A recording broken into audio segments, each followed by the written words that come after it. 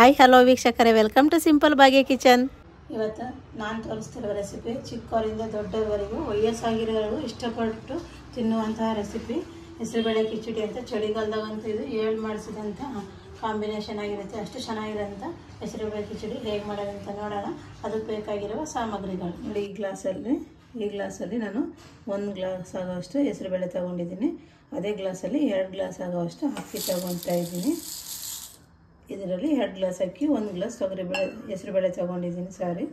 ಹೆಸರುಬೇಳೆನ ಹಾಗೆಯೇ ಒಂದು 3ರಿಂದ 4 ಟೊಮೆಟೊನ ಸಣ್ಣದಾಗಿ ಹಚ್ಚಿಟ್ಕೊಂಡಿದ್ದೀನಿ. ಒಂದು 4 ಈರುಳ್ಳಿನ ಸಣ್ಣದಾಗಿ ಹಚ್ಚಿಟ್ಕೊಂಡಿದ್ದೀನಿ. ಸ್ವಲ್ಪ ಕೊತ್ತಂಬರಿ ಸೊಪ್ಪು, 2ರಿಂದ 3 ಹಸಿಮೆಣಸಿನ್ಕಾಯಿ ಉದ್ದಕ್ಕೆ ಹಚ್ಚಿಟ್ಕೊಂಡಿದ್ದೀನಿ. ಸ್ವಲ್ಪ ಶುಂಠಿ ಬೆಳ್ಳುಳ್ಳಿ ಪೇಸ್ಟು, ಹಾಗೆ ಸ್ವಲ್ಪ ಹಸಿ ಕರಿಬೇವು, ಜೀರಿಗೆ, ಸಾಸಿವೆ, ಉಪ್ಪು, ಧನಿಯಾ ಪುಡಿ, ಅಚ್ಚ ಖಾರದ ಪುಡಿ, ಅರಿಶಿನ ಪುಡಿ, ತುಪ್ಪ ಹಾಗೂ ಎಣ್ಣೆ ಇಷ್ಟು ತಗೊಂಡು ಇವತ್ತು ಹೇಗೆ ಹೆಸರುಬೇಳೆ ಕಿಚಡಿ ಮಾಡೋದಂತ ನೋಡೋಣ ಬನ್ನಿ. ನಾನು ತಗೊಂಡಂತಹ ಹೆಸರುಬೇಳೆ ಮತ್ತು ಇವತ್ತು ನಾನು ರೇಷನ್ ಅಕ್ಕಿನೇ ತಗೊಂಡಿದ್ದೀನಿ. ಯಾವುದನ್ನು ಬುಲೆಟ್ ರೈಸ್ ಏನು ತಗೊಂಡಿಲ್ಲ, ರೇಷನ್ ಅಕ್ಕಿನೇ ಚೆನ್ನಾಗಿರುತ್ತೆ. ಹಂಗಾಗಿ ರೇಷನ್ ಅಕ್ಕಿನೇ ತಗೊಂಡಿದ್ದೀನಿ. ಇದನ್ನು ಈಗ 2ರಿಂದ 3 ಬಾರಿ ಚೆನ್ನಾಗಿ ವಾಶ್ ಮಾಡ್ಕೊಂಡು ಬರ್ತೀನಿ. ನೋಡಿ, ಅಕ್ಕಿ ಮತ್ತು ಹೆಸರುಬೇಳೆನ ನೀಟಾಗಿ ವಾಶ್ ಮಾಡ್ಕೊಂಡು 2ರಿಂದ 3 ಬಾರಿ ಚೆನ್ನಾಗಿ ವಾಶ್ ಮಾಡಬೇಕಿದ್ದು. ರೇಷನ್ ಅಕ್ಕಿ ಅಲ್ವಾ, ಹಂಗಾಗಿ ಹೆಸರುಬೇಳೆ ಮತ್ತು ಅಕ್ಕಿ ಎರಡನ್ನೂ ಚೆನ್ನಾಗಿ ವಾಶ್ ಮಾಡ್ಕೋಬೇಕು. ನಾನು ವಾಶ್ ಮಾಡಿಕೊಂಡು ರೆಡಿ ಮಾಡಿ ಇಟ್ಕೊಂಡಿದ್ದೀನಿ. ಈಗ ನಾನು ಒಂದು ಕುಕ್ಕರ್ ತಗೊಂಡಿದ್ದೀನಿ. ಕುಕ್ಕರ್ಗೆ ನಾನು ವಾಶ್ ಮಾಡಿರೋಂಥ ಹೆಸರುಬೇಳೆ ಮತ್ತು ಅಕ್ಕಿ ಒಳ್ಳಿದ್ದು ಅದನ್ನು ನೋಡಿ ಸ್ವಲ್ಪ ನೀರು ಇಲ್ಲದೇ ನೀಟಾಗಿ ಸೋಸ್ಕೋಬೇಕು. ನೀರೆಲ್ಲ ಸೋಸ್ಬಿಟ್ಟು ಅಕ್ಕಿ ಮತ್ತು ಹೆಸರುಬೇಳೆನ ಒಂದು ಕುಕ್ಕರ್ಗೆ ಹಾಕ್ತಾಯಿದ್ದೀನಿ. ಅಕ್ಕಿ ಮತ್ತು ಹೆಸರುಬೇಳೆ ಹಾಕಿದ್ದಾಗಿದೆ. ಇವಾಗ ನಾನು ಆ ಗ್ಲಾಸಲ್ಲಿ ಅಳತೆ ಮಾಡಿ ಅಕ್ಕಿ ಮತ್ತು ಹೆಸರುಬೇಳೆ ತಗೊಂಡಿದ್ನ ಅದೇ ಗ್ಲಾಸಲ್ಲಿ ಅಳತೆ ಮಾಡಿ ನೀರು ಹಾಕ್ತಾಯಿದ್ದೀನಿ. ಇವತ್ತು ನಾನು 3 ಗ್ಲಾಸ್ ಆಗೈತೆ ಟೋಟಲ್ ಅಕ್ಕಿ ಮತ್ತು ಹೆಸರುಬೇಳೆ 2 ಸೇರಿ. ಅದಕ್ಕೆ ನಾನು 7 ಗ್ಲಾಸ್ ನೀರು ಹಾಕ್ತೀನಿ. 1 ಗ್ಲಾಸ್ ಎಕ್ಸ್ಟ್ರಾ ಹಾಕ್ತಾಯಿದ್ದೀನಿ. 7 ಗ್ಲಾಸ್ ನೀರು ಹಾಕ್ತಾಯಿದ್ದೀನಿ. ನೀರು ಹಾಕಿದ್ದಾಗಿದೆ. ಈಗ ಇದ್ರ ಜೊತೆ ನಾನು ಸ್ವಲ್ಪ ಒಂದು ಚಿಟಿಕೆ ಅಷ್ಟು ಅರಿಶಿನ ಪುಡಿ ಹಾಕ್ತೀನಿ. ಅಕ್ಕಿ ಬೇಯಬೇಕಾದ್ರೆ ಅರಿಶಿನ ಪುಡಿ ಹಾಕ್ತೀನಿ. ಹಾಗೇನೆ ಒಂದು 2ರಿಂದ 3 ಹಚ್ಚಿಟ್ಕೊಂಡಿರೋವಂಥ ಹಸಿಮೆಣಸಿನ್ಕಾಯಿ ಏನಿದೆಯಲ್ಲ, ಖಾರಕ್ಕೆ ಚೆನ್ನಾಗಿರುತ್ತೆ, ತುಂಬ ಟೇಸ್ಟಿಯಾಗಿರುತ್ತೆ. ಹಾಗಾಗಿ ಖಾರಕ್ಕೆ ಸ್ವಲ್ಪ 2ರಿಂದ 3 ಹಸಿಮೆಣಸಿನ್ಕಾಯಿ ಹಾಕ್ತೀನಿ.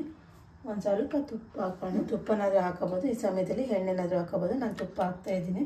ಹಾಗೆ ಸ್ವಲ್ಪ ಉಪ್ಪು ಹಾಕೋಣ, ಜಾಸ್ತಿ ಬೇಡ, ಮತ್ತೆ ನಾವು ಉಪ್ಪು ಹಾಕ್ತೀವಿ. ಹಂಗಾಗಿ ನೋಡಿಕೊಂಡು ಒಂದು ಸ್ವಲ್ಪ ಉಪ್ಪು, ಒಂದು ಚಿಟಿಕೆ ನೋಡಿ ಇಷ್ಟೊಂದು ಅರ್ಧ ಸ್ಪೂನಷ್ಟು ಉಪ್ಪು ಹಾಕ್ಬಿಟ್ಟು ಇದನ್ನೀಗ ಕುಕ್ಕರ್ ಕ್ಲೋಸ್ ಮಾಡಿ ಒಂದು 3 ವಿಷಿಲ್ ಹೊಡಿಸ್ಕೊಂಡು ಬರೋಣ. ನಾನು ಒಂದು ಸೈಡು ಕುಕ್ಕರ್ ಇಟ್ಟಿದ್ದೀನಿ ಬೇಳೆ ಎಲ್ಲನೂ ಬೇಯೋದಕ್ಕೆ. ಮತ್ತೊಂದು ಸೈಡ್ ನಾನು ಒಂದು ಬಾಣಲಿ ಇಟ್ಟಿದ್ದೀನಿ. ಬಾಣಲಿಗೆ ಸ್ವಲ್ಪ ಎಣ್ಣೆ ಹಾಕ್ತಾಯಿದ್ದೀನಿ. ಒಂದು 2ರಿಂದ 3 ಸ್ಪೂನಷ್ಟು ಎಣ್ಣೆ ಹಾಕ್ತಾಯಿದ್ದೀನಿ.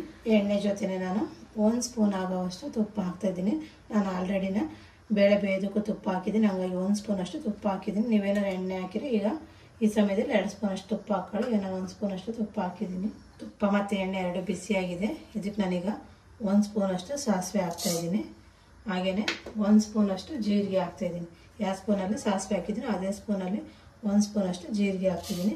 ಸಾಸಿವೆ ಮತ್ತು ಜೀರಿಗೆ ಎರಡನ್ನೂ ಚಟಪಟ ಅನ್ನಲಿ. ಸಾಸಿವೆ ಮತ್ತು ಜೀರಿಗೆ 2 ಚಟಪಟ ಅಂದಿದೆ ನೋಡಿ. ಈಗ ನಾನು ತಗೊಂಡಂಥ ಈರುಳ್ಳಿ ಏನು ಹಚ್ಚಿಟ್ಕೊಂಡಿದ್ದೆ ಆ ಈರುಳ್ಳಿ ಹಾಕ್ತಾಯಿದ್ದೀನಿ. ಈರುಳ್ಳಿ ಒಂದು 30 ಸೆಕೆಂಡ್, ಒಂದು 30 ಸೆಕೆಂಡ್ವರೆಗೂ ಚೆನ್ನಾಗಿ ಈರುಳ್ಳಿ ಫ್ರೈ ಆಗಲಿ. ಅದು ಹಸಿ ವಾಸನೆ ಎಲ್ಲ ಹೋಗೋದು ಫ್ರೈ ಆಗಬೇಕು. ಒಂದೊಂದೇ ಫ್ರೈ ಮಾಡ್ಕೊಂಡ್ರೆ ಟೇಸ್ಟ್ ಡಿಫ್ರೆಂಟಾಗಿರುತ್ತೆ, ಅಷ್ಟು ಚೆನ್ನಾಗಿರುತ್ತೆ. ಹಾಗಾಗಿ 30 ಸೆಕೆಂಡ್ವರೆಗೂ ಈರುಳ್ಳಿನ ಫ್ರೈ ಮಾಡ್ಕೊಳ್ಳೋಣ. ಈರುಳ್ಳಿ ಫ್ರೈ ಆಗಿದೆ. ಈಗ ನಾನು ತಗೊಂಡಂಥ ಒಂದು 2ರಿಂದ 3 ಹಸಿಮೆಣಸಿನ್ಕಾಯಿ ಹಚ್ಚಿಟ್ಕೊಂಡಿದ್ದೆ, ಹಸಿಮೆಣಸಿನ್ಕಾಯಿ ಹಾಕ್ತೀನಿ. ಅದು ಅಷ್ಟೇ ಎಣ್ಣೆಗೆ ಒಂದು 2 ಸೆಕೆಂಡ್ ಅಷ್ಟು ಫ್ರೈ ಆಗಲಿ. ಹಸಿಮೆಣಸಿನ್ಕಾಯಿ ಕೂಡ ಚೆನ್ನಾಗಿ ಫ್ರೈ ಆಗಿದೆ. ಈಗ ನಾನು ತಗೊಂಡಂಥ ಶುಂಠಿ ಬೆಳ್ಳುಳ್ಳಿ ಪೇಸ್ಟ್ ಏನಿದೆ ಆ ಶುಂಠಿ ಬೆಳ್ಳುಳ್ಳಿ ಪೇಸ್ಟ್ ಹಾಕ್ತಾಯಿದ್ದೀನಿ.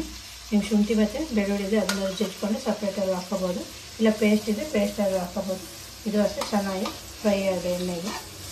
ಇದರಲ್ಲಿರೋಂಥ ಹಸಿ ವಾಸನೆ ಹೋಗೋವರೆಗೂ ಫ್ರೈ ಆಗಿದೆ. ಶುಂಠಿ ಬೆಳ್ಳುಳ್ಳಿ ಪೇಸ್ಟ್ ಚೆನ್ನಾಗಿ ಫ್ರೈ ಆಗಿದೆ. ಈಗ ಅದು ಹಸಿ ಕರಿಬೇವು ಹಾಕ್ತಾಯಿದ್ದೀನಿ. ಹಾಗೆಯೇ ನಾನು ಹಚ್ಚಿಟ್ಕೊಂಡಂಥ ಟೊಮೆಟೊ ಏನಿದೆಯಲ್ಲ ಟೊಮೆಟೊನ ಹಾಕ್ತಾಯಿದ್ದೀನಿ. ಟೊಮೆಟೊ ಅಷ್ಟೇ ಚೆನ್ನಾಗಿ ಎಣ್ಣೆಗೆ ಫ್ರೈ ಆಗಬೇಕು. ಹಾಗಾಗಿ ಇದನ್ನು ಒಂದು 5 ನಿಮಿಷ ಚೆನ್ನಾಗಿ ಎಣ್ಣೆಗೆ ಫ್ರೈ ಮಾಡ್ಕೊಳ್ಳಿ. ಇದೆಲ್ಲ ಫುಲ್ಲು ಸಾಫ್ಟ್ ಆಗಬೇಕು, ಅಲ್ಲಿವರೆಗೂ ನಾವು ಚೆನ್ನಾಗಿ ಫ್ರೈ ಮಾಡ್ಕೊಳ್ಳೋಣ. ಒಂದು ಸೈಡ್ ಕುಕ್ಕರ್ ಇಟ್ಟು ಇನ್ನೊಂದು ಸೈಡ್ ಈ ಥರ ಮಾಡಿದ್ರೆ ಬೇಗನೆ ಆಗುತ್ತೆ, ನಮ್ಮ ಟೈಮು ಸೇವ್ ಆಗುತ್ತೆ. ಹಾಗಾಗಿ 2 ಕಡೆಯೂ ಒಂದೊಂದು ಒಗ್ಗರಣೆಗೆ ಇಟ್ಟು ಒಂದು ಕಡೆ ಬೇಳೆ ಬೇಯಿಸಿಟ್ರೆ ಬೇಗ ಆಗುತ್ತೆ. ನಾನು 2 ಕಡೆಯೂ ಒಟ್ಟಿಗೆ ಮಾಡ್ತಾಯಿದ್ದೀನಿ. ಇವತ್ತು ಟೊಮೆಟೊ ಸ್ವಲ್ಪ ಬೇಗ ಸಾಫ್ಟ್ ಆಗಬೇಕಾದ್ರೆ ಸ್ವಲ್ಪ ಉಪ್ಪು ಫಸ್ಟೇ ಹಾಕ್ತಾರೆ. ನೋಡ್ಕೊಂಡು ಉಪ್ಪು ಹಾಕೊಳ್ಳಿ. ನೀವು ಅಕ್ಕಿಗೂ ಉಪ್ಪು ಹಾಕಿರ್ತೀರ, ಹಾಗಾಗಿ ಈ ಸಮಯದಲ್ಲಿ ಉಪ್ಪು ನೋಡ್ಕೊಂಡು ಹಾಕೊಳ್ಳಿ.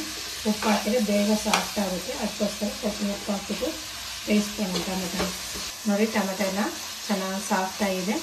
ಈಗ ಇದಕ್ಕೆ ನಾನು ಒಂದು ಚಿಕ್ಕೆಯಷ್ಟು ಅರಿಶಿನ ಪುಡಿ ಹಾಕ್ತಾಯಿದ್ದೀನಿ. ಆಲ್ರೆಡಿ ನಾನು ಅರಿಶಿನ ಪುಡಿ ಹಾಕಿದ್ದೀನಿ, ಹಾಗಾಗಿ ಸ್ವಲ್ಪ ಅರಿಶಿನ ಪುಡಿ ಹಾಕ್ತಾಯಿದ್ದೀನಿ. ಮತ್ತು ಖಾರಕ್ಕೆ ಎಷ್ಟು ಬೇಕೋ ಅಷ್ಟು ನಾನು ಖಾರದ ಪುಡಿ ಹಾಕಿದ್ದೀನಿ.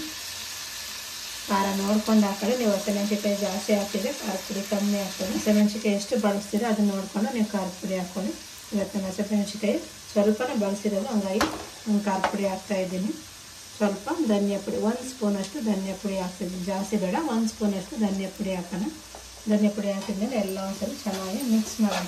ಆಲ್ರೆಡಿ ಒಂದು ಸೈಡ್ ಒಂದು ವಿಜಿಲ್ ಬಂದಿದೆ ಕುಕ್ಕರ್ದು. ಈ ಕಡೆ ಮಸಾಲೆನೂ ರೆಡಿಯಾಗಿದೆ, ಆ ಕಡೆ ಕುಕ್ಕರನ್ನು ಒಂದು ವಿಜಿಲ್ ಬಂದಿದೆ. ಇನ್ನು 2 ವಿಜಿಲ್ ಬಂದರೆ ಬೇಳೆನೂ ರೆಡಿ ಆಗುತ್ತೆ ಅನ್ನನೂ. ಹಾಗಾಗಿ 2 ಸೈಡ್ ಮಾಡೋದ್ರಿಂದ ಟೈಮ್ ತುಂಬಾ ಸೇವ್ ಆಗುತ್ತೆ.